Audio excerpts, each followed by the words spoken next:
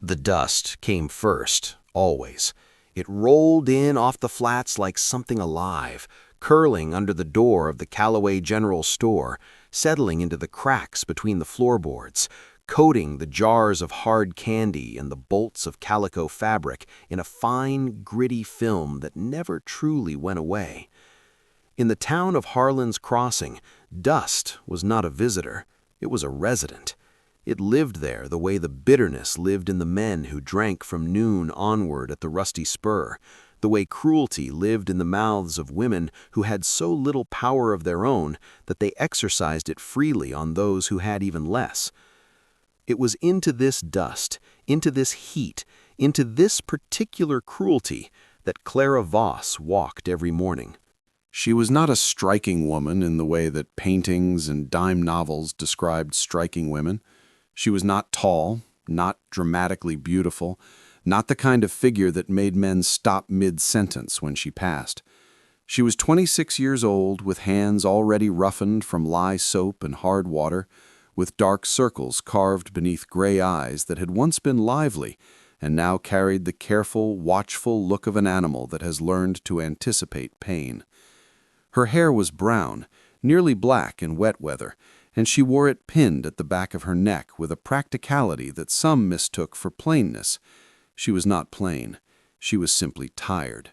And she had learned, slowly and painfully over the 3 years since her husband Robert had died and left her with nothing but a mortgaged house and a reputation she had never asked for, that the town of Harlan's Crossing was not interested in the truth of Clara Voss.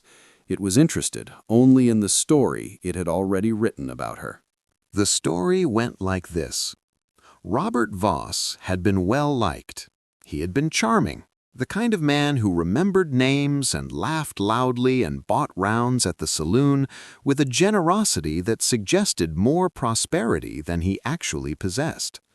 When he died of fever in the autumn of 1873, the town mourned him with a sincerity that surprised even Clara, who had known by then the full private architecture of their marriage, the debts he hid from her, the nights he came home with whiskey on his breath and anger in his hands, the slow erosion of the woman she had been into the woman she had become.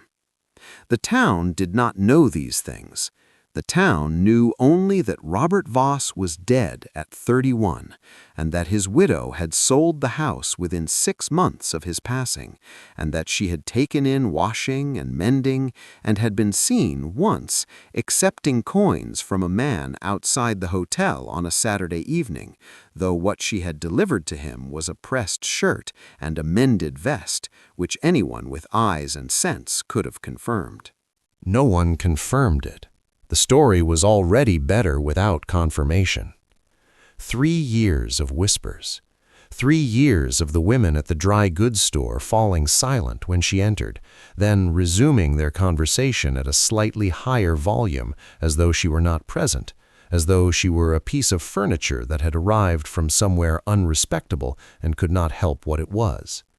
3 years of Emmett Pierce, who owned the livery and fancied himself a civic voice, making remarks about the type of woman who lived alone and took in work from men, remarks delivered to the middle distance so that they could not be directly attributed to him, but directed clearly enough that everyone present understood they were meant for Clara Voss.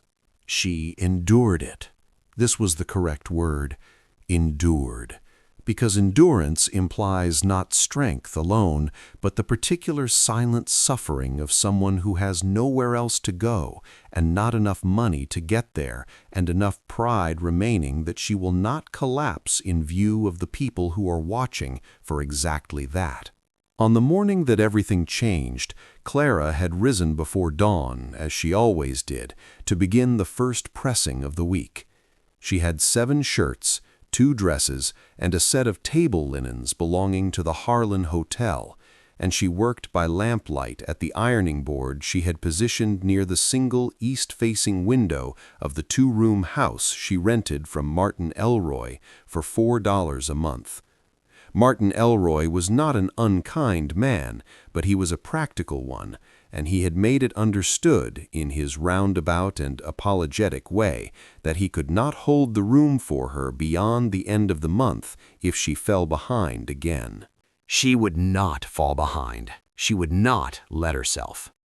She worked through the morning, and by the time the sun had climbed above the ridge and the town had begun its daily noise, the blacksmith, the wagon wheels on the hard pack, the distant bawl of cattle from the yards, she had finished 3 shirts and both dresses and had begun folding the linens with the methodical care of someone who takes pride in work even when the world offers no corresponding reward. She wrapped each item in brown paper, tied the parcels with string, and set them in the basket near the door. Then she put on her better coat, the gray wool one with the mended cuffs that she hoped people did not look at too closely, and she picked up her basket and walked out into the light. The walk from her rented house to the hotel was 7 minutes.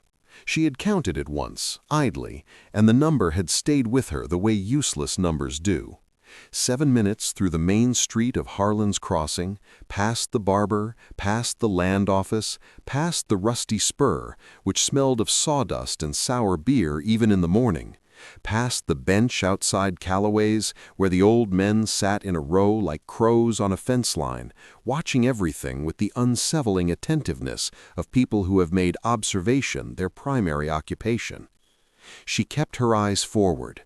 She had learned this early. Not too high, which looked like defiance, and not too low, which looked like shame, but straight ahead, at a fixed middle distance, as though she were concentrating on something internal and important, and the street through which she walked was merely incidental.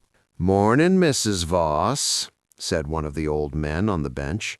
His name was Fletcher, and his voice carried the particular warmth of a man who enjoyed the theater of small cruelties too much to abstain from participation. She did not stop walking. "Good morning," she said, and kept her voice level, kept her chin level, kept her basket gripped in both hands. There was laughter from the bench. She did not know exactly what he had said after she passed. The words were swallowed by the general noise of the street, but the laughter told her enough. It always told her enough. At the hotel, she delivered the linens to Mrs. Garth, the housekeeper, who received them with the brisk, impersonal efficiency of a woman who recognized competent work and refused, on principle, to comment on it. Clara waited while Mrs. Garth counted the pieces and checked each fold, and when the housekeeper nodded and counted out the coins from the tin box on the shelf, Clara thanked her and put the coins in the small leather purse she kept in her coat pocket and walked back out into the morning. It was on the return trip that she encountered Dora Pierce. Dora was Emmett's wife, which may have explained something about her character, or may not have. She was a broad-shouldered woman in her mid-40s with the kind of face that had once been pretty and had curdled into something harder and more opinionated with the years. She was standing with 2 other women, Agnes Hollis and the newer woman, Mira Blunt, who had been in town only 18 months but had absorbed its particular social geography with impressive speed, outside the milliner's shop, each of them holding parcels of their own, each of them dressed with the studied comfort of women whose husbands produced regular income. Clara saw them before they saw her, and the old calculation ran through her mind in an instant. Cross the street, take the long way, add 4 minutes to the walk, arrive home later. She had done it before. There was no shame in it. Survival was not about pride. Survival was about choosing your battles. But the street was deep with mud from last night's rain, and the boards on the far side had rotted in the middle, and she had already turned her ankle on them twice, and she was tired, not just in the body, but in the soul. And she was tired of crossing streets to avoid women who had decided, without evidence and without invitation, that she was lesser than them. She kept walking. "Clara Voss," Dora Pierce said as Clara drew level with them. It was not a greeting, it was an announcement, the way you might say the name of something you had found objectionable in your home. "Good morning, Dora," Clara said, and again attempted to keep walking. "You're out early." This from Agnes Hollis, who said it with a sweetness so deliberate it was nearly impressive. "I have work," Clara said. Simple, factual. Work. Dora repeated the word as though it had a smell. Yes, I suppose you do. She looked at the other women, and something passed between the three of them, a quick current of shared understanding. It's a wonder you find so much of it. From the men at the hotel, I mean. A wonder what they find so indispensable about you. The words landed exactly as they were intended to land. Clara felt the heat rise from her collarbone to her jaw, not from embarrassment, but from something colder and more corrosive, from the rage of the perpetually unjust accusation, from the particular humiliation of being publicly maligned in a language precise enough to wound and vague enough to escape responsibility. Around them, the street had not stopped. The blacksmith rang his hammer, a child ran past with a hoop. Two men outside the land office continued their conversation without looking over, and yet the three women on the boardwalk and Clara standing in their orbit existed in a bubble of focused social violence that felt to Clara as loud and consuming as a fire. She was going to say something. She had opened her mouth. She did not know what was going to come out of it. Something measured, probably, something that defended her without quite descending to their level, the kind of response she had rehearsed in her mind 100 times and delivered perhaps twice and never felt satisfied by. She did not get the chance. "Mrs. Voss." The voice came from across the street. It was a man's voice, deep and unhurried, carrying the particular quality of a voice accustomed to being heard without needing to be raised. Clara turned, as did the three women, as did, she noticed peripherally, the two men outside the land office. He was standing outside the sheriff's office, which was new, or he was new, rather, because she had not seen him before, and the sheriff's office had been there as long as she had been in Harlan's Crossing. He was tall, with a kind of lean, deliberate build that suggested a life lived at a physical pitch the average man did not sustain. He wore a dark coat, trail-worn but not slovenly, and a hat that sat low against the morning sun so that his face was partially shadowed. What she could see of it was angular and calm in the specific way of a man who had seen enough in his years that the ordinary provocations of a small town produced in him nothing beyond quiet observation. He was crossing the street toward her. Clara had no idea who he was. She could see from the corner of her vision that Dora Pierce did not know either. There was a slight stiffening in Dora's posture, the micro-recalibration of a woman reassessing a social situation in real time.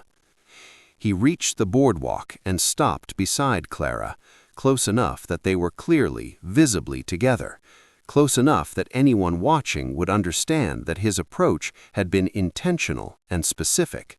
"I was hoping to catch you," he said to Clara, and he said it with the ease of someone extending a conversation already begun.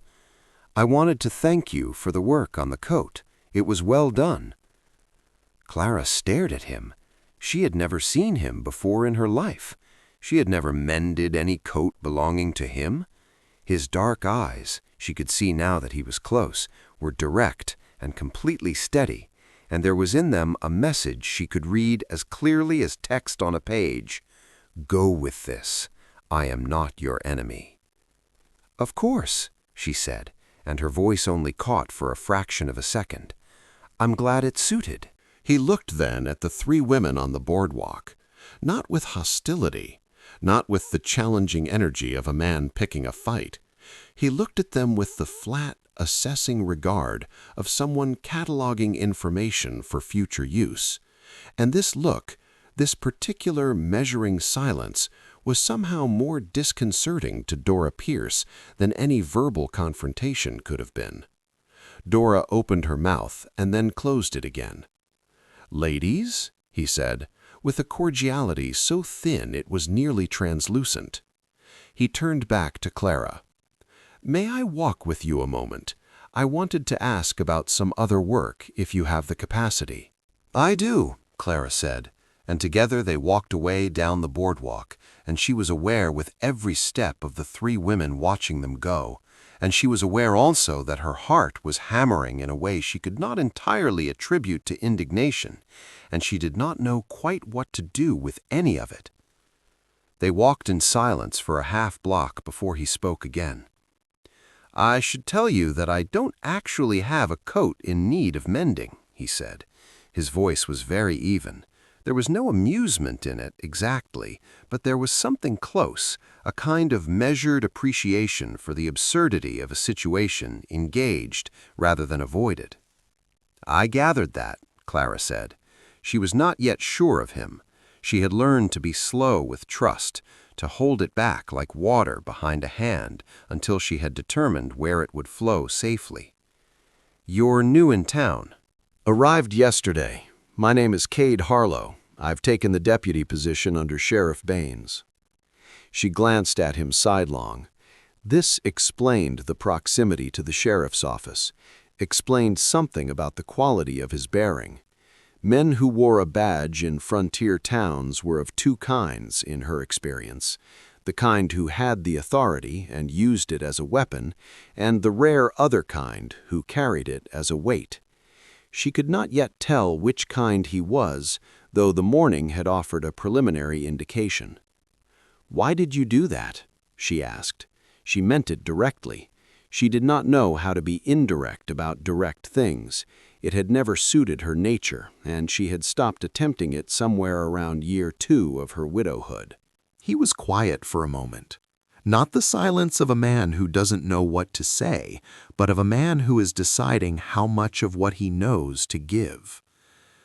"My mother was widowed young," he said at last. "We lived in a town not much different from this one. I know what that kind of talk costs a woman, and I know what it costs her when no one sees fit to interrupt it." He paused. "I have a habit of interrupting it." Clara looked at him fully for the first time. There was nothing in his face that invited elaboration or sought her gratitude.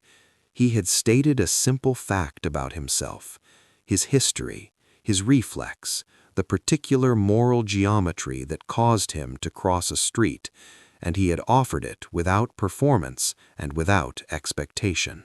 She did not say thank you. It did not seem like the right response. What she said instead was, "I'm Clara Voss."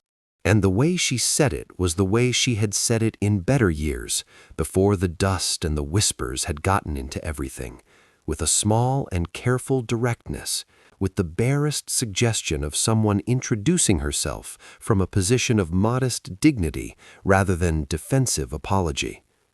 "I know," he said. "Mrs. Garth at the hotel speaks well of your work." This surprised her enough that she almost stopped walking.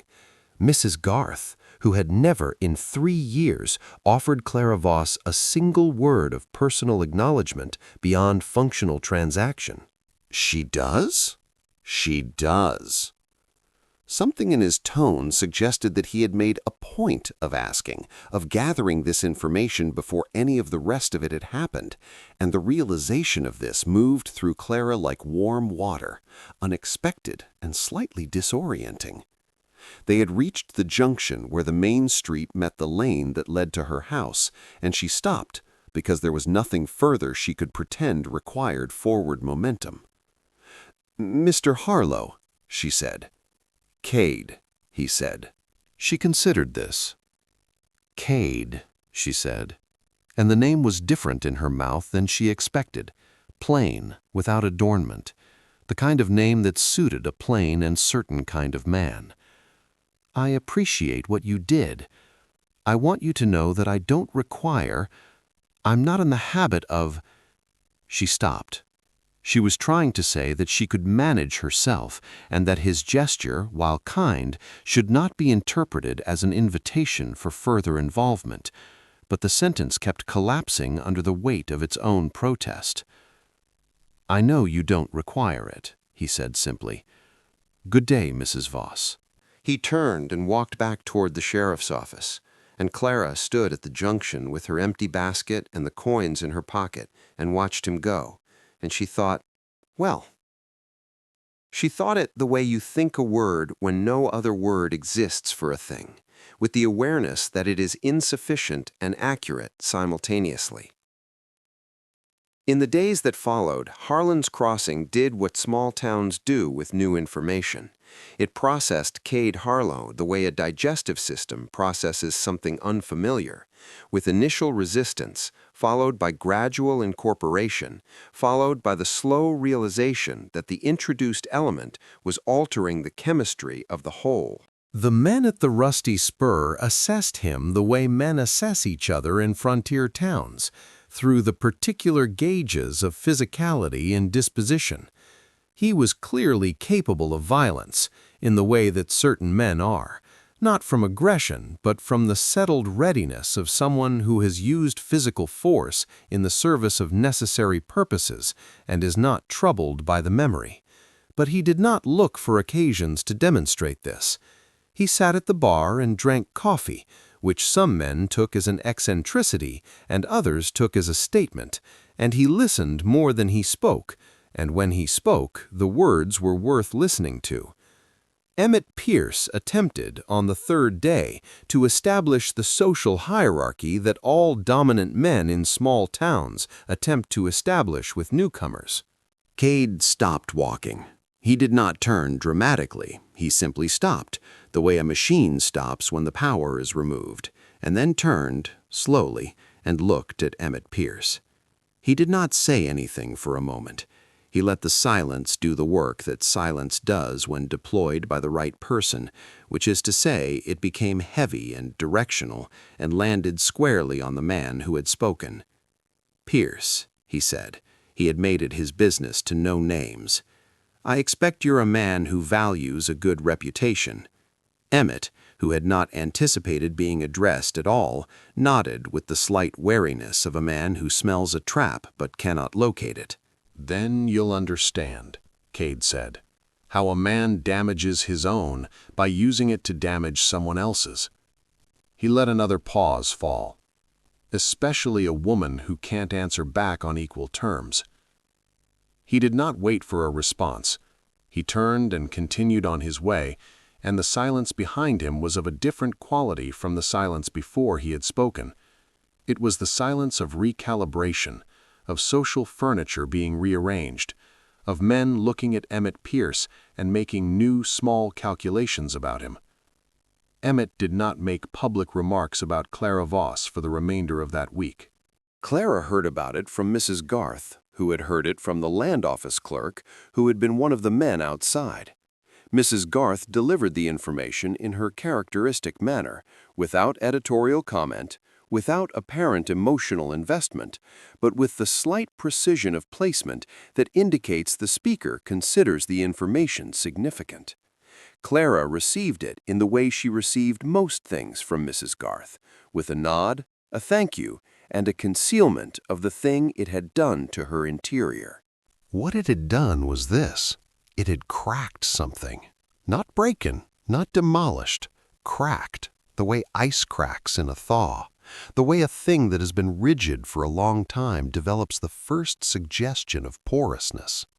She had been alone in her defense for so long that the defense had become part of her body, had become structural, and now someone had stepped into the gap without being asked, without expectation, and the defense was doing something she had not anticipated. She was afraid of it, of what the cracking meant, of what came after cracks if you let them continue. She pressed it down. She had other things to attend to. The end of the second week brought Nate Colby. He came into town on a Thursday, which was not unusual, as Thursday was market day, and the ranches within a day's ride sent men for supplies. What was unusual about Nate Colby was the way he rode, too fast for a town street, with the particular carelessness of a man who considers the rules of public space applicable to other people. And the way he drank, which was quickly and with purpose from the moment the rusty spur opened in the afternoon, and the way he looked at Clara Voss when she crossed the main street at 4 o'clock to deliver a mended dress to the wife of the telegraph operator. "I'm talking to you," he said, louder, and there was something in the elevation of his voice that announced his intention to a wider audience. Two men across the street slowed their walk. The barber appeared in his doorway. The town, which was very good at witnessing, began to witness. Clara had a choice. She could turn into the nearest open door, the dry goods store was 20 feet ahead, and wait him out. She could walk faster. She could respond, which was the worst option in that it established engagement. She chose to walk faster, fixing her eyes forward, keeping the dress parcel gripped in her hands. He came off the post and onto the boardwalk behind her, and his boots were heavy and close, and her skin registered his proximity the way skin registers heat from a fire, not from touch, but from the alteration of the air. "Woman, I asked you." "That's enough." The voice was Cade's. Clara did not stop walking. She did not stop because stopping would signal fear, and because she knew from the quality of his voice that she did not need to. She heard behind her the sounds of a conversation she could not fully track. Colby's voice, raised and combative, then Cade's, lower and final, with the particular quality of finality she had noticed in him before, the quality of a man who says a thing once and means it entirely. A brief scuffling, a longer silence, then Colby's voice again, receding, with the injured volume of a man who has been publicly diminished and is managing the consequences. She continued to the telegraph operator's house. She delivered the dress. She spoke briefly with Mrs. Aldrich, who had kind eyes, and was one of the few women in Harlan's Crossing who had never, in 3 years, been unkind to her. Not actively kind, not ally, but neutral in a way that Clara had come to value the way a thirsty person values shade. She walked home. And yet, she sat in the chair while the light changed outside the window, while the dust moved in the low horizontal bars that late afternoon makes of sunlight, while the sounds of the town settled into the quieter register of early evening. And she sat with the awareness of something she had not felt in a very long time, something adjacent to safety. Not safety itself, because she knew better than to count on a thing she hadn't earned the right to count on, but the suggestion of it, the faint warmth at the far end of a dark corridor. She was afraid of it. She pressed it down again. This time it did not press as far. He came to her door in the early evening when the light was copper and low over the flats, and he knocked twice in a way that was neither hesitant nor demanding, but simply the knock of a person who is accustomed to arriving at doors and expecting them to be answered. She opened it, and he was standing with his hat in his hands, which was a small thing but which registered, the hat held at his side rather than on his head, the slight concession to formality that a man makes when he considers the situation one that requires it. "Mrs. Voss," he said. "Mr. Harlow," she said. "Cade," he said again. She did not say the name this time. She waited. Clara looked at him for a long moment. She was measuring him, not with suspicion exactly, because 3 weeks of observation had established enough of the man's character that suspicion seemed disproportionate. She was measuring him in the way that someone measures a threshold before deciding to cross it, accounting for the height of the step, the soundness of the floor beyond. "I haven't eaten," she said. "I don't have much of a table." "I don't need much of one," he said. She stepped back from the door. He brought the food from the hotel in a cloth-wrapped bundle, sliced roast and cornbread, and a small pot of something that turned out to be apple preserves that Mrs. Garth had apparently added without comment, which Clara thought said something she couldn't quite articulate about Mrs. Garth. She set out her 2 plates on the small table, and they sat across from each other in the evening light and ate. and the conversation came slowly at first, and then with more ease, the way a wheel turns slowly against initial resistance and then finds its rhythm. He was from Missouri originally. He had worked cattle in his early years, then trailroad for a surveying company, then drifted toward law after an incident in a border town that he did not fully describe, but whose outlines Clara could intuit from the deliberate economy of his telling. He had a way of speaking about himself that gave information without invitation, offered context without seeking sympathy, which was a rarer quality than she had previously appreciated. She found herself speaking in return, which she had not expected. She told him about Ohio, where she had grown up, about her father, who had been a school teacher with a passion for cartography and a tendency to spend money he didn't have on maps of places he would never go.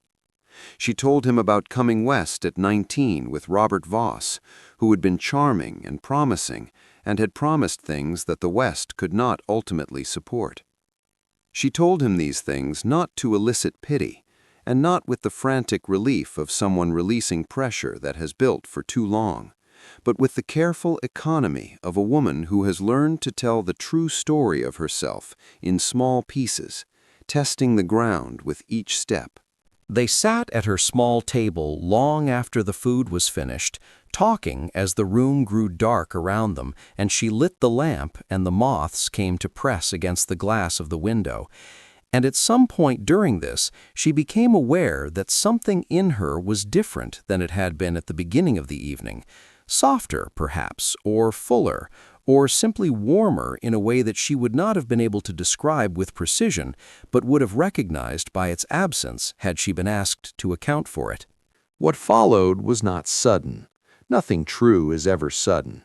It built the way weather builds over the flats, through the accumulation of small changes, through the shifting of pressure and temperature, and the slow, inevitable convergence of systems moving toward each other from great distances.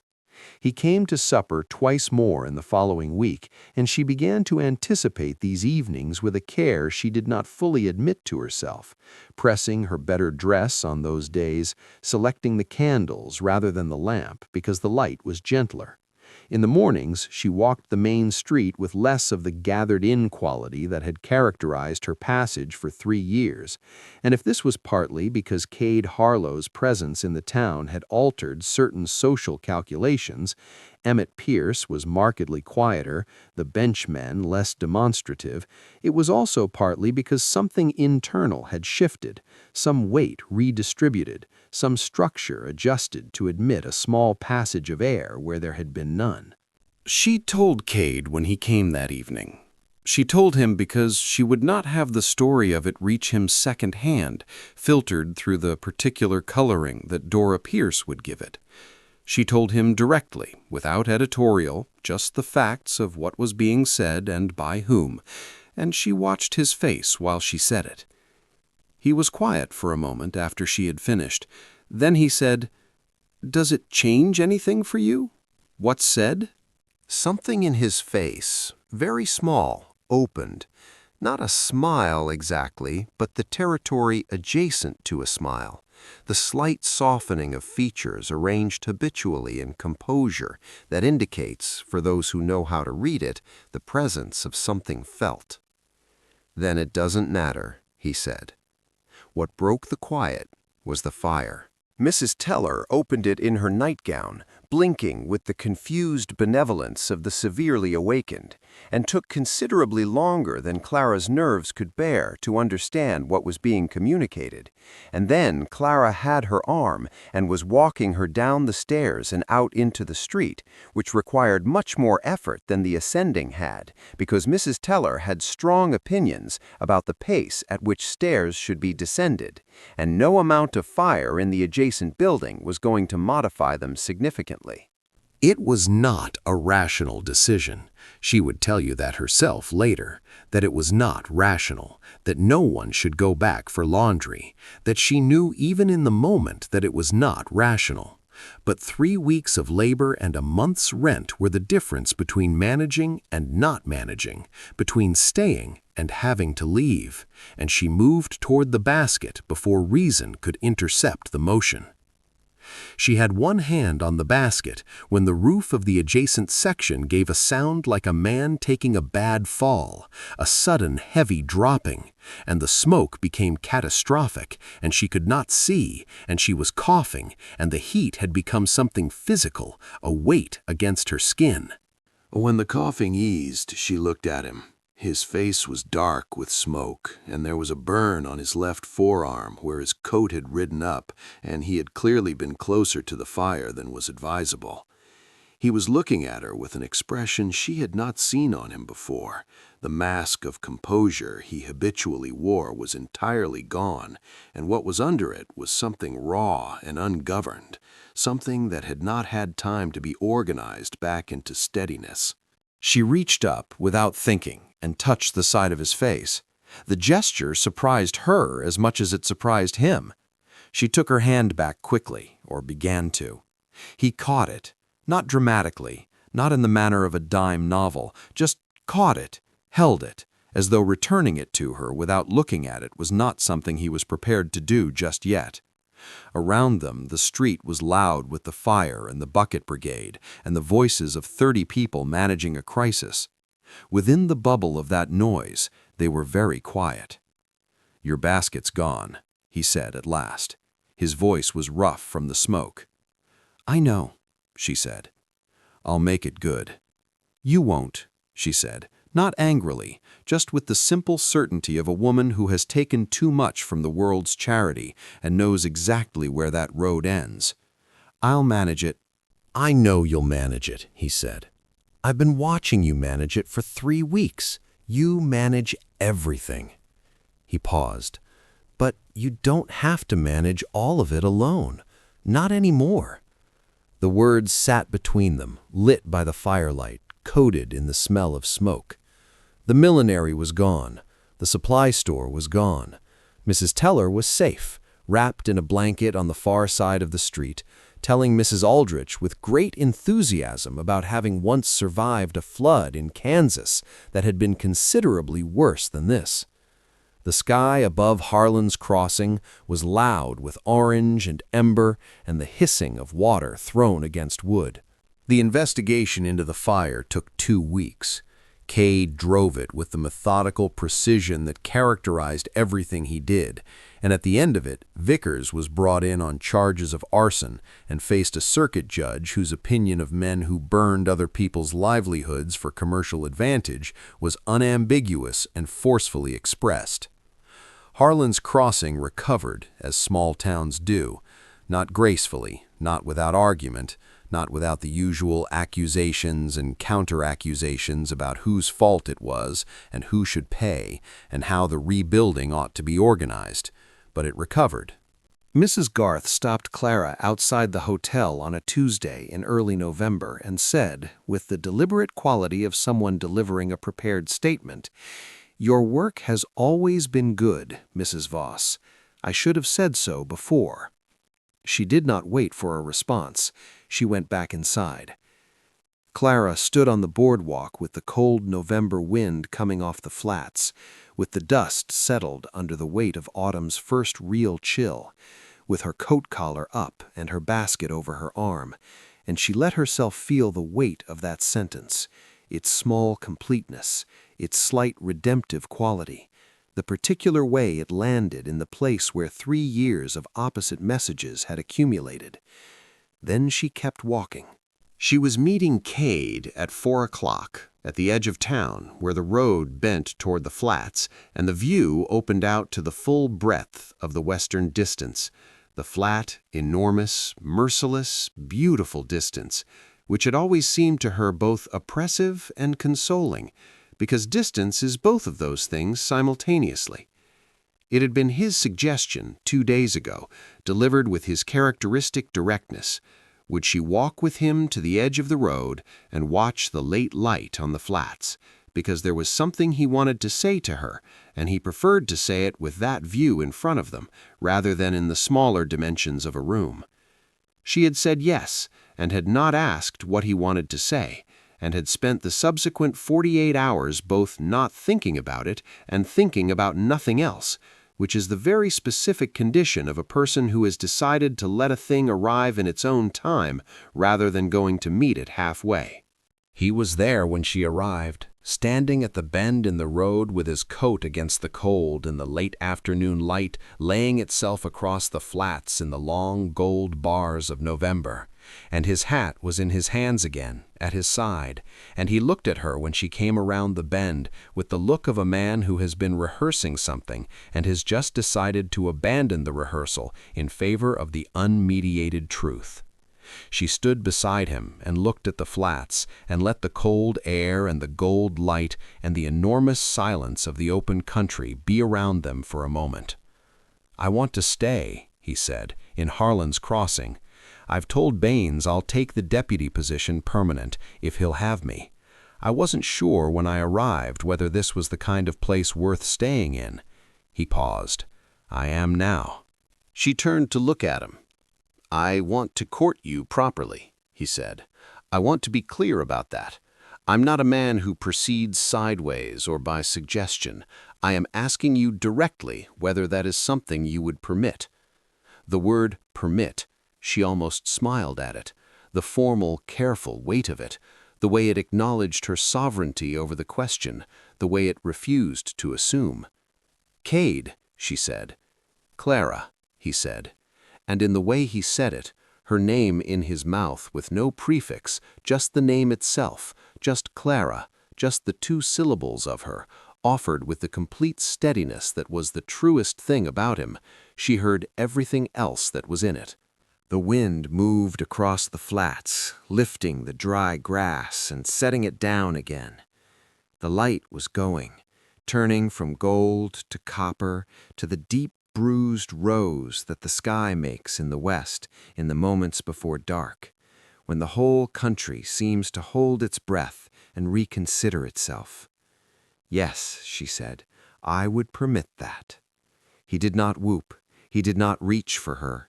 He was not a man for whom good things produced theatrics.